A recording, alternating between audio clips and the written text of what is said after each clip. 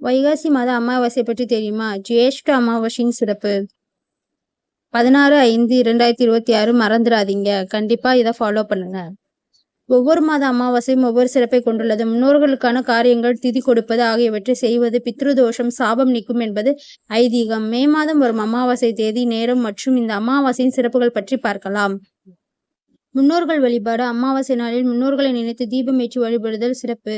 So முன்னோர்கள் வழிபாடு பண்றது ரொம்ப அவசியங்க. இந்த அமாவாசை ரொம்ப சிறப்பான அமாவாசைன்னு சொல்றாங்க. வைகாசி மாச அமாவாசை ஜேஷ்ட அமாவாசை அப்படின்னு அழைக்கிறாங்க. ஸோ அதை பத்தி என்னன்றதை பார்க்கலாம் வாங்க.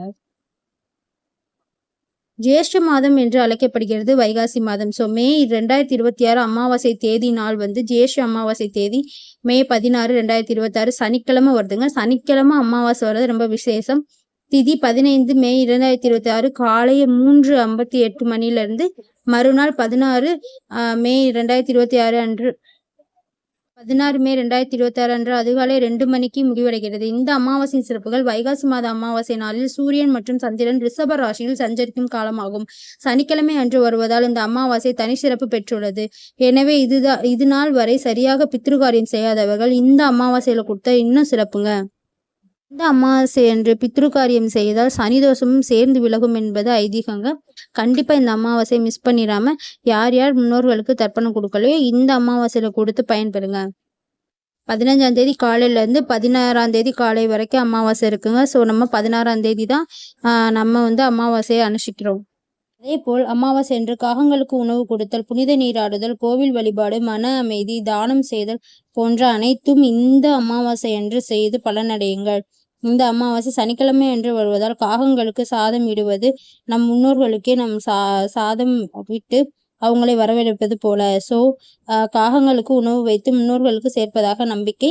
அதை நீங்கள் ஃபாலோ பண்ணுங்க. கண்டிப்பாக இந்த அமாவாசையை மிஸ் பண்ணிடாம நீங்கள் இந்த அமாவாசை அன்னைக்கு முன்னோர் வழிபாடு பண்ணுங்க. ஸோ அடுத்து திதி தர்ப்பணம் அண்ட் எள்ளு தீபம். முன்னோர்களுக்கு ஆத்மா சாந்தி அடைய தர்ப்பணம் செய்து நெய்வேதனம் செய்தல் திதி தர்ப்பணம். எண்ணெய் விளக்கு ஏற்றி பித்ருக்களுக்கு ஆசை பெறுதல்.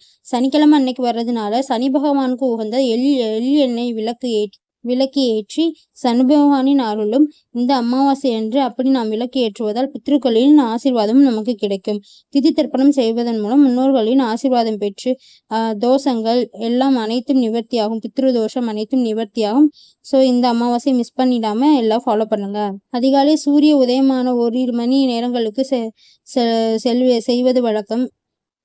மே அமாவாசை அன்று திதி கொடுக்க உகந்த நேரம். பொதுவாக அமாவாசை அன்று திதி கொடுப்பது என்பது அதிகாலை சூரிய உதயமான 1 மணி நேரங்களுக்குள் செய்வது வழக்கம். சனிக்கிழமை மே 16 அதிகாலை 4 மணி அளவில் அமாவாசை பிறக்கிறது என்பதால் சனிக்கிழமை நண்பகல் 12 மணிக்குள் அமாவாசை திதி கொடுப்பது, தர்ப்பணம் செய்வது உகந்தது. சனிக்கிழமை அன்று வரும் அமாவாசை என்பதால் காகத்திற்கு கண்டிப்பாக உணவளிங்கள். இது தோஷங்களை குறைத்து எதிர்மறை விளைவுகளை தடுக்கும்.